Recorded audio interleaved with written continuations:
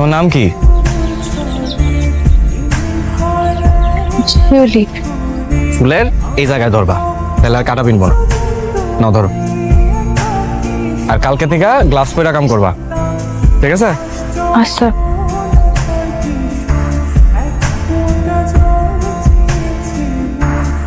এই যে দেখতেছিস না সাইকেল লয়ে গেল, এটা হইলো আমাকে মাহাজনের মাইয়া। আর যে সাইকেল চালাইতেছে হে হইলো আমাকে সুলতান ভাই। হে যে কি ভালো মানুষ, এর মতো মানুষই হয় না একদম। তোমাদের একটা নাম দিতে হয়, কি নাম দিব কিছুই বুঝতেছি না। তাজমহল, নাম দেন তাজমহল। আমি কে? আমি মহাজনের মাইয়া।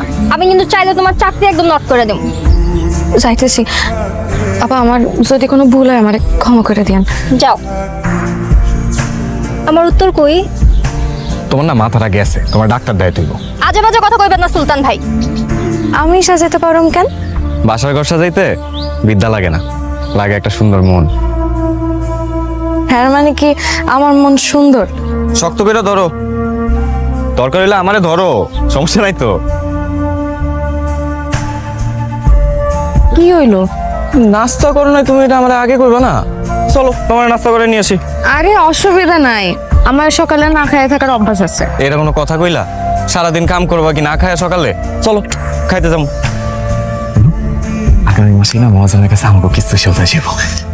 আলহামদুলিল্লাহ। আজকে আমার কাছে তোমার কথা কম, আমাকে বিয়ার কথাবার্তাটা একদম পাকা বই করে নাও। আমার না বিশ্বাসই হইতেছে না, সব কিছু স্বপ্নের মতন মনে হইতেছে।